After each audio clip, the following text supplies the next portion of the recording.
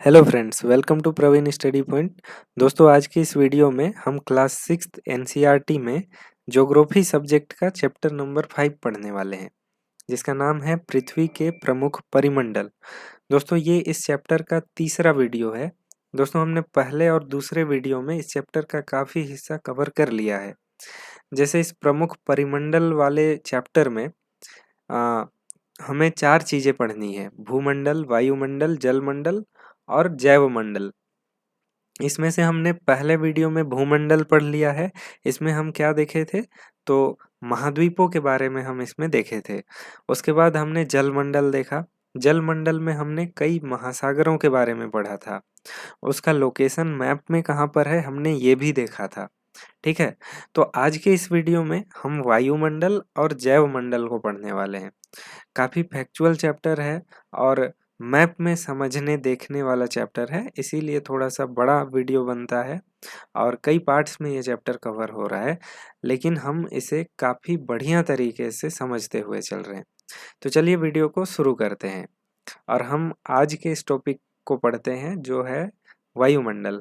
ठीक है, तो चलिए पहले थोड़ा सा रीड करते हैं और देखते हैं कि किताब में हमें क्या बताया गया है और इसी किताब की लाइनों को समझने का प्रयास करेंगे। ठीक है, यहाँ पे बगल में आपको 5.4 चित्र भी दिया गया है।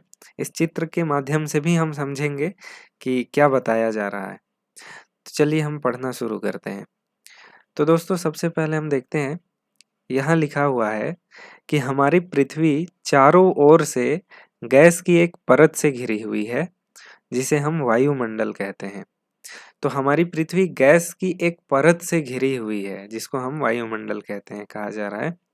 वायु की यह पतली परत इस ग्रह को महत्वपूर्ण एवं अटूट भाग है। अच्छा, इस ग्रह का महत्वपूर्ण और अटूट भाग है ये वायुमंडल। यह हमें ऐसी वायु प्रदान करती है जिससे हम लोग सांस लेते हैं। यह वायुमंडल का हम लोगों को सूर्य की कुछ हानिकारक किरणों से भी बचाता है।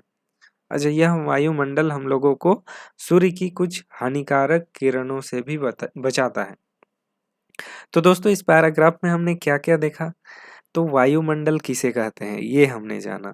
ठीक है, तो किसे कहते हैं?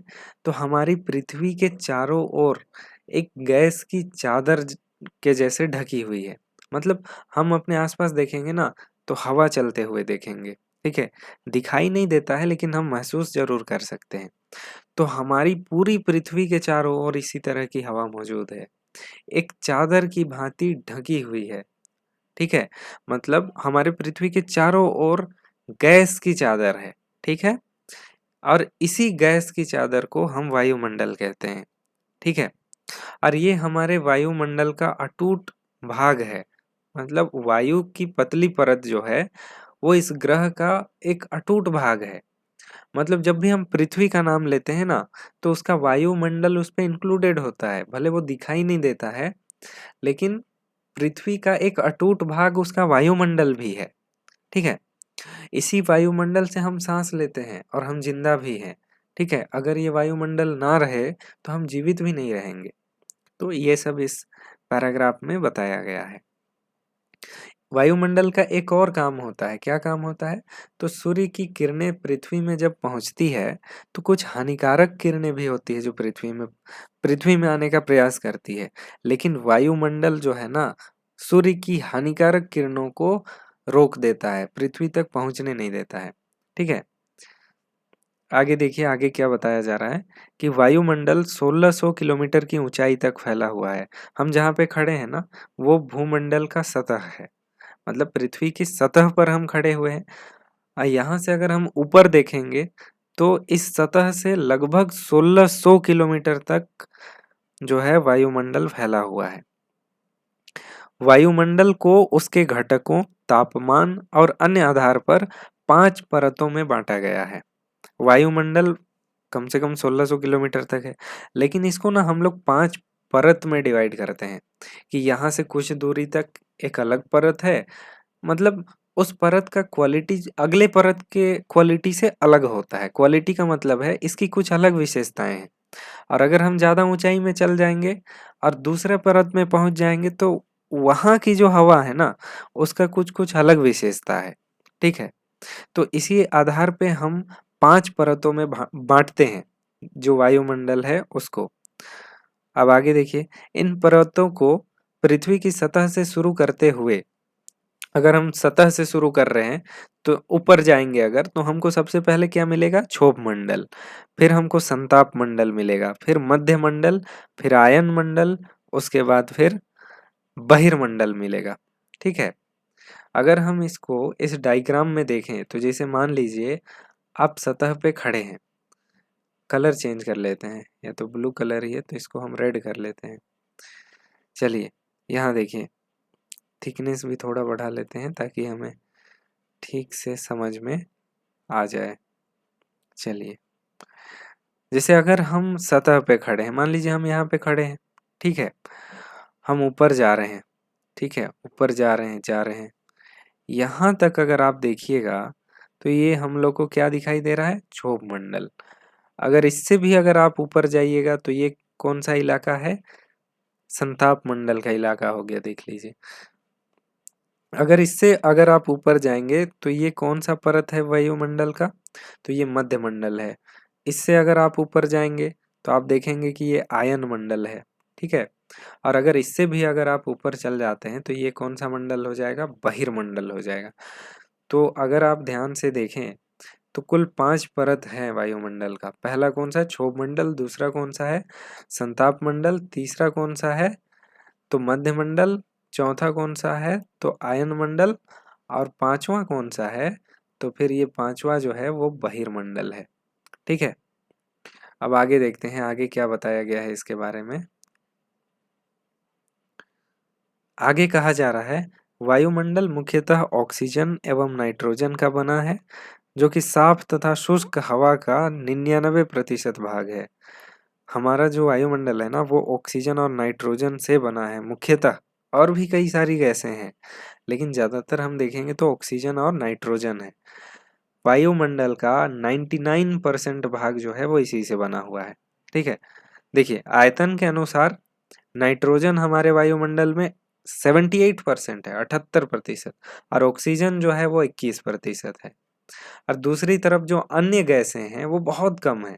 जैसे कौन-कौन सी गैस? तो कार्बन डाइऑक्साइड हो गया, ऑर्गन हो गया, ठीक है? आर्गन हो गया इत्यादि। ये सब कितना है? तो ये सब सिर्फ़ और सिर्फ़ 1 ही प्रतिशत है। और 99% कौन-सा गैस है? नाइट्रोजन और ऑक्सीजन। उसमें भी नाइट्रोजन सबसे ज़्यादा है, 78%, और ऑक्सीजन बहुत कम है, 21%।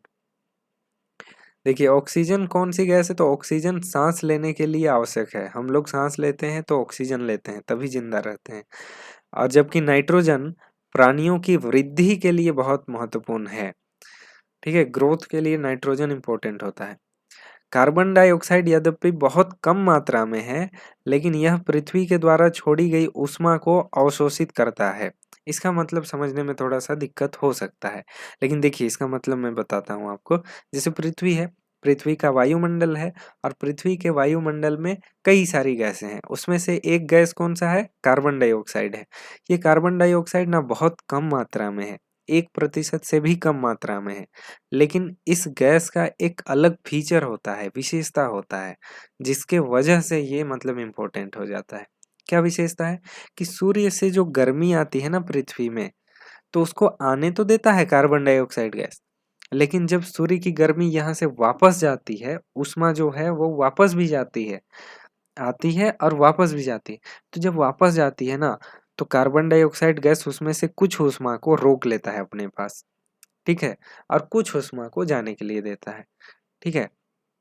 अगर सभी ऊष्मा को जाने दे देता, कार्बन डाइऑक्साइड मान लो होता ही नहीं हमारे वायुमंडल में, तो रात को ना बहुत ज़्यादा ठंड पड़ती, क्योंकि रात को तो सूर्य का प्रकाश पड़ता ही नहीं है हमारे पृथ्वी में।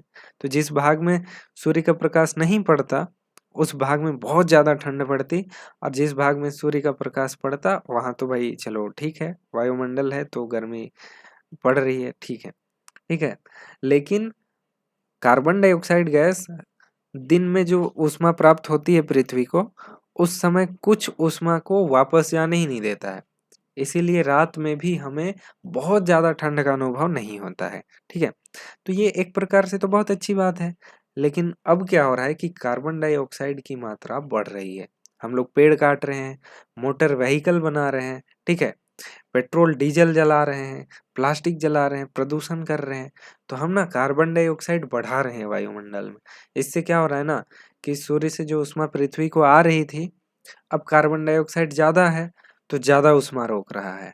अब इससे क्या हो रहा है कि गर्मी बहुत ज़्यादा बढ़ रही है, ठीक, तो ये समस्या है। गर्मी बहुत ज़्यादा बढ़ने से क्या होता है ना कि जो बर्फ़ है, ग्लेशियर्स हैं पृथ्वी के अलग-अलग भागों में, वो ग्लेशियर्स पिघल जाते हैं। वहाँ से पानी फिर ज़्यादा बहने लगता है, तो समुंदर का जल स्तर जो है वो बढ़ जाता है।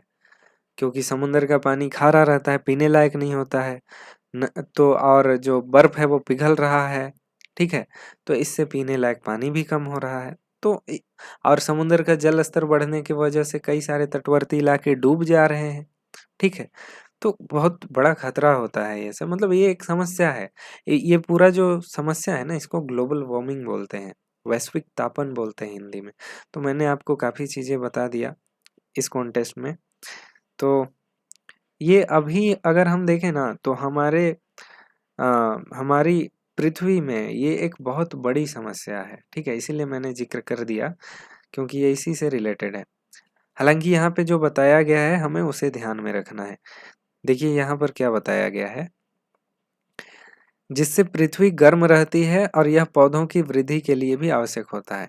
हाँ, यहाँ भी बोला गया है कि जो कार्बन डाइऑक्साइड है वो बहुत कम है, लेकिन इसी की वजह से पृथ्वी गर्म रहती है और पौधों की वृद्धि के लिए भी ये आवश्यक है। क्योंकि हम जानते हैं पेड़ पौधा लोग ऑक्सीजन तो नहीं लेता है, पेड़ पौधा लोग कार्बन डाइऑक्साइड लेता है, ठीक है, और क्या छोड़ता है, ऑक्सीजन छोड़ता है, और उसी ऑक्सीजन से हम जीवित रहते हैं, ठीक है। तो यही है, जितना कार्बन डाइऑक्साइड मतलब पेड़-पौधा लेगा तो उतना वातावरण शुद्ध रहेगा, लेकिन हम पेड़-पौधों की कटाई कर देते हैं तो दिक्कत हो जाता है। आगे देखिए आगे क्या बता रहा है, ऊंचाई के साथ वायुमंडल के घनत्व में भिन्नता आती है। जैसे-जैसे हम ऊपर जाएँगे ना, ऊंचाई में जाएँगे, आसमान में जाएँगे, तो फिर डेंसिटी जो है वो कम होता जाएगा वायु का, वायुमंडल का, ठीक है? डेंसिटी का मतलब क्या होता है, जैसे हिंदी में तो हम इसको घनत्व बोलते हैं, लेकिन इसका अगर हम मतलब समझे तो अगर हम सतह में हैं, ठीक है?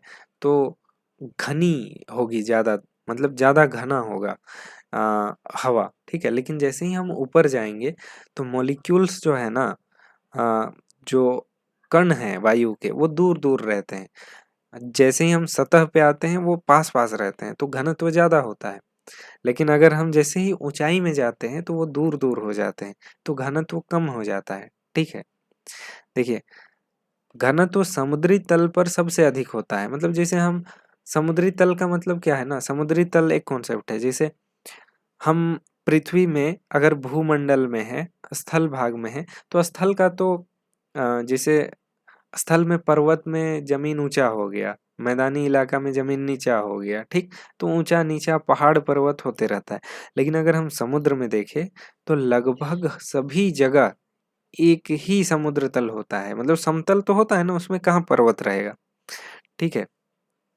इसलिए हम लोग मान के चलते हैं कि समुद्र तल जो है वो सब जगह एक है, ठीक है? तो समुद्र तल में अगर हम देखें तो वहाँ सबसे ज़्यादा घनत्व रहता है वायुमंडल का, और जैसे-जैसे हम ऊँचाई में जाते हैं तो घनत्व जो है वो कम होता जाता है। वही बताया गया, जैसे-जैसे हम ऊपर की ओर जाते हैं, यह तेज़ी से घटता जाता है। आप जानते हैं कि पहाड़ों पर पर्वतारोहियों को हवा के घनत्व की कमी के कारण सांस लेने में कठिनाई होती है। जो पर्वत में चढ़ते हैं ना, उनको हम पर्वतारोही कहते हैं। तो जब पर्वतारोही पर्वत पर चढ़ाई करते हैं और बहुत ऊंचाई में जब चले जाते हैं ना, तो उनको सांस लेने में दिक्कत होता है, कठिनाई होता है। क्यों? क्योंकि वहाँ हवा का जो घनत्व है वो बहुत कम है, ठीक है? आगे देखिए, ऊंचाई पर सांस लेने के लिए उन्हें अपने साथ ऑक्सीजन सिलेंडर लेके जाना पड़ता है। देखिए आगे क्या बोला है, जैसे-जैसे हम ऊपर की ओर जाते हैं तापमान भी घटता जाता है और वायुमंडल पृथ्वी पर दबाव डालता है, ठीक है? यहाँ एक और बात बोल रहा है कि जैसे-जैसे हम ऊपर जाएँगे वायुमंडल जैसे-जैसे हम ऊपर जाएँगे घनत्व तो घटेगा ही वायु का, मतलब हमको वहाँ कम हवा मिलेगा, ठीक है? लेकिन एक बात और है, तापमान भी घटता जाता है। तापमान कैसे घटता है भाई? तो सूर्य का जो रोशनी, सूर्य का जो ऊष्मा आता है ना पृथ्वी में, उससे हवा पहले गर्म नहीं होता है, पहले ना पृथ्वी गर्म होती है, ठीक है। पृथ्वी का सतह गर्म होता है और उस सतह पे जो हवा सटी होती है ना, वो हवा पहले गर्म होती है। हमको ऐसे ही देख के तो लगता है कि पहले तो हवा को गर्म होना चाहिए, उसके बाद जो ऊपर हवा है वो जल्दी गर्म होना चाहिए और जो नीचे हवा है वो बाद में गर्म होना चाहिए। तो जैसे-जैसे हम ऊपर जाएँगे, सूर्य के करीब जाएँगे, तो ऊपर वाला हवा तो गर्म होना चाहिए, तापमान बढ़ना चाहिए। ऐसा नहीं होता है। पहले सतह गर्म होता है और सतह से सटी हुई हवा गर्म होती है। इसी वजह से सतह पे हमें गर्मी ज़्यादा लगती है और जैसे-जैसे हम ऊँचाइयों में जाते हैं, तो हमें मतलब सतह में गर्मी अधिक लगती है और जैसे-जैसे हम ऊँचाइयों में जाते हैं, गर्मी कम लगती है। इसीलिए आप देखेंगे कि गर्मी के सीज़न में लोग हिल स्टेशंस पे जाना ज़्यादा पसंद करते हैं। क्यों? क्योंकि वहाँ अपेक्षाकृत गर्मी कम लगती है। ठीक है? आगे देखिए, यह एक स्थान से दूसरे स्थान पर अलग-अलग होता है, मतलब जो घनत्व है, तापमान है, ये सब। कुछ क्षेत्रों में हमें अधिक अच्छा दाब की बात की जा रही है कि यह एक स्थान से दूसरे स्थान पर अलग-अलग होता है। जैसे यहाँ पे वायु दाब अधिक है, कहीं और जाएँगे वहाँ वायु दाब कम हो सकता है, ठीक है? प्रेशर मतलब एटमॉस्फेयर जो है, वो कितना प्रेशर लगा रहा है, ठीक है? उसको हम लोग वायु दाब बोलेंगे। हुँ, जैसे मान लीजिए वायु ठंडी है, ठीक? तो वायु दाब ज़्यादा होता है। वायु गर्म है, तो ऊपर चल जाती है, वहाँ खाली स्थान बन जाता है, तो वायु दाब कम होता है, ठीक है? तो वही चीज़ है। जबकि कुछ क्षेत्रों में कम होता है, तो कुछ क्षेत्रों में अधिक भी हो सकता है, कुछ क्षेत्रों में कम हो सकता है। जहाँ पे गर्मी पड़ रही है, वायु दाब अपेक्षाकृत कम होगा, जहाँ ठंड पड़ रही है, वायु दाब अपेक्षाकृत गर्म होगा, वायु दाब अधिक होगा, ठीक है? इस तरह की बात है। वायु दाब देखो, वायु उच्च दाब से निम्न दाब की ओर बहती है। वायु उच्च दाब से निम्न दाब की ओर बहती है और गतिशील वायु को पवन कहा जाता है, ठीक है? देखिए, आपको थोड़ा-सा ये ना समझने की ज़रूरत है। जैसे अब मान लीजिए ये ये स्थल भाग है और यहाँ पे ना बहुत ज़्यादा गर्मी पड़ रही है। जैसे मान लीजिए ये सूर्य है, ठीक से मैं बना नहीं पा रहा हूँ, उतना मेरे पास अभी थोड़ा-सा टेक्नोलॉजी नहीं है इसीलिए। ये मान लीजिए सूर्य है और यहाँ पे ना बहुत ज़्यादा गर्मी पड़ रही है, तो यहाँ पर क्या होगा कि जितनी भी हवा है, वो पहले तो सूर्य की गर्मी से गर्म हो जाएगी, उसके बाद क्या होगा कि ये ऊपर उठेगी, ठीक? ऊपर उठेगी और इसके वजह से यहाँ खाली स्थान बन जाएगा और जैसे ही खाली स्थान बनेगा ना, यहाँ पे क्या बनेगा? लो प्रेशर बनेगा, ठीक है? लो प्रेशर का मतलब क्या है? निम्न वायु दाब, दाब कम होगा इसका मतलब। और मान लो यहाँ पे पूरा ठंडा इलाका है, ठीक है? ठंडा इलाका है तो यहाँ एकदम हाई प्रेशर रहेगा, मतलब उच्च वायु दाब रहेगा। अब यहाँ एक चीज़ आपको और बताई गई है, यहाँ हवा ऊपर नहीं जाएगा, यहीं पे रहेगा। यहाँ एक चीज़ और बताई गई है कि हवा जो है वो हाई प्रेशर से लो प्रेशर की तरफ मूव करता है और इस तरह का जो मूवमेंट है हवा का, उसको हम लोग पवन कहते हैं।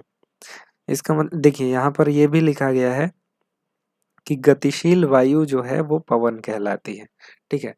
तो मैं अपेक्षा करता हूँ कि ये आपको ठीक से समझ में आ गया होगा, ठीक है? तो चलिए हम आगे पढ़ते हैं। आगे का जो आपका टॉपिक है वो है जीवमंडल। अभी तक हमने क्या-क्या पढ़ा? हमने भूमंडल पढ़ लिया, उसमें हमने महाद्वीपों के बारे में पढ़ा, हमने जीवमंडल नहीं पढ़ा, हमने जलमंडल पढ़ लिया, उसमें हमने महासागरों के बारे में पढ़ा।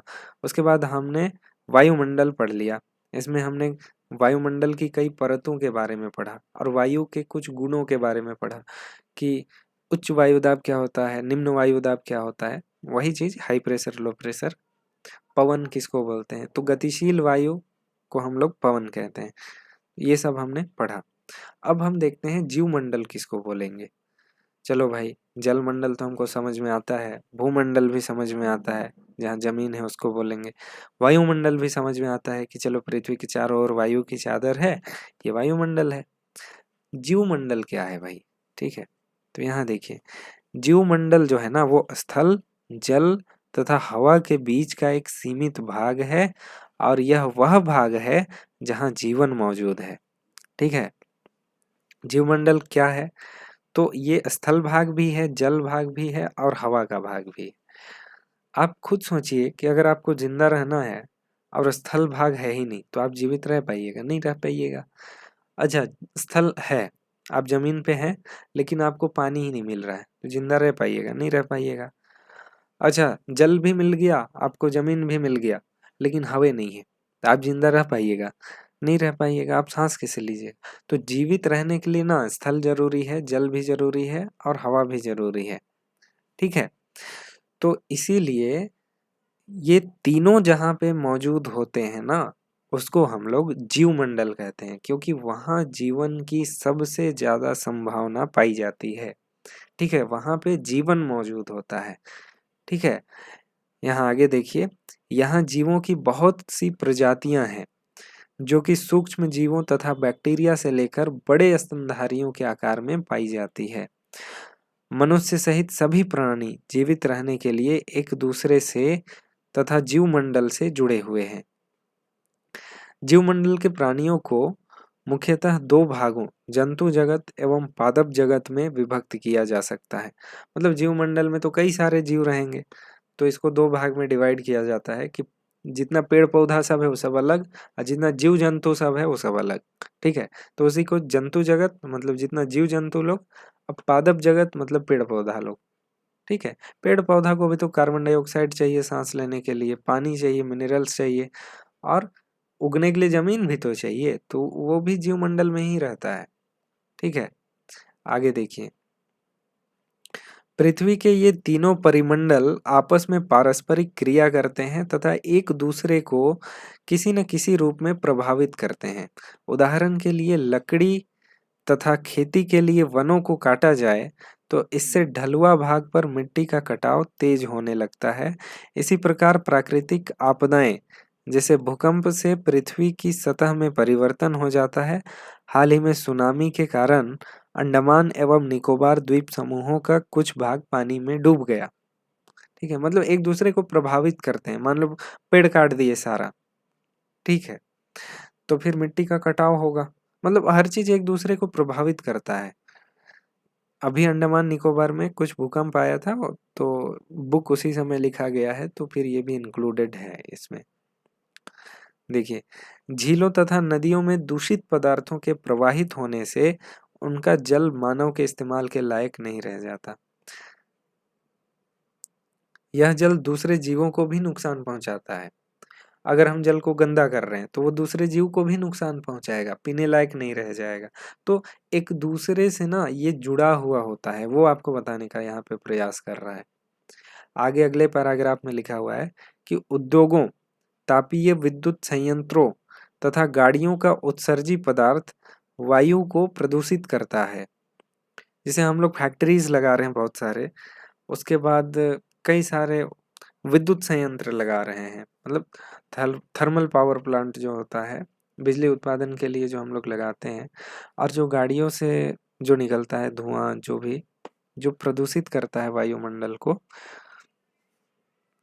तो देखिए, कार्बन डाइऑक्साइड वायु का एक महत्वपूर्ण घटक है, लेकिन कार्बन डाइऑक्साइड की मात्रा में वृद्धि के कारण के तापन में वृद्धि हो रही है।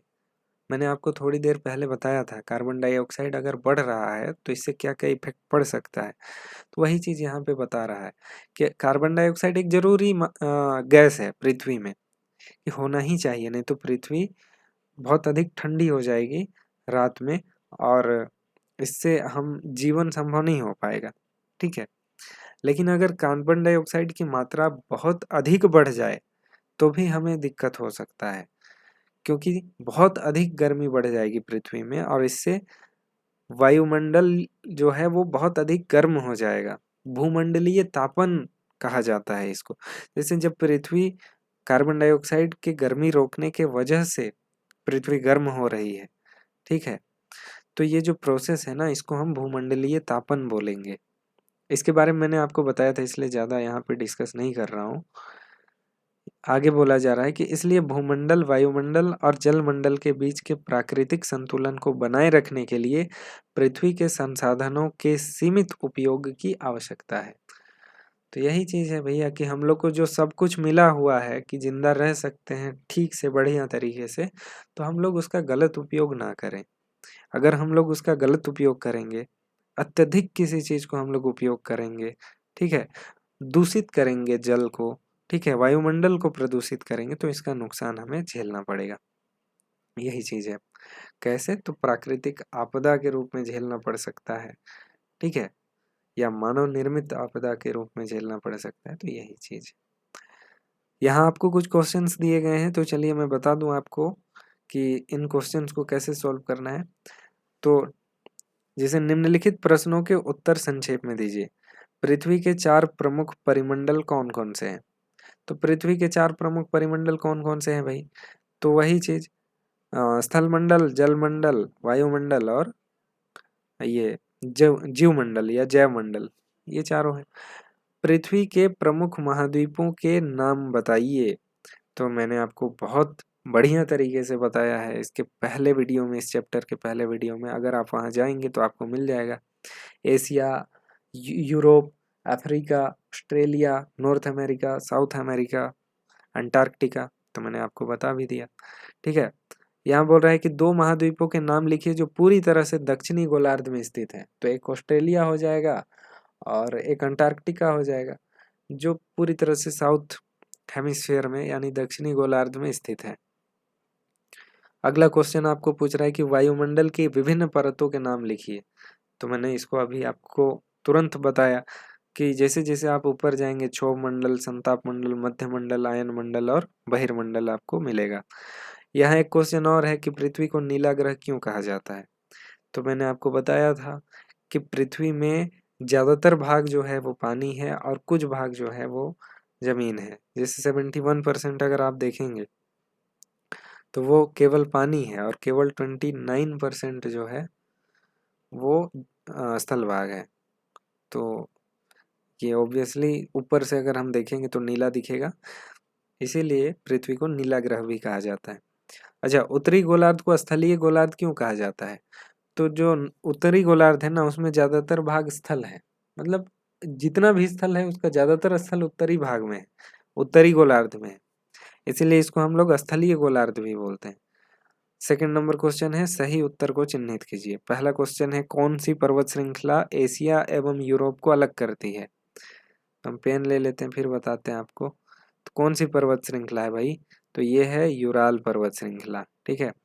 दूसरा नंबर क्वेश्चन है, यहाँ पूछ रहा है उत्तर अमेरिका दक्षिण अमेरिका से कैसे जुड़ा हुआ है? तो एक स्थल संधि है, उससे जुड़ा हुआ है। अगला क्वेश्चन है, वायुमंडल में किस गैस का प्रतिशत सबसे अधिक है? तो सबसे अधिक है नाइट्रोजन का प्रतिशत। अगला क्वेश्चन है, पृथ्वी का कौन सा भाग ठोस चट्टान का बना हुआ है? तो ये थल मंडल है। उसके बाद सबसे बड़ा महाद्वीप कौन सा है? सबसे बड़ा महाद्वीप कौन है? एशिया।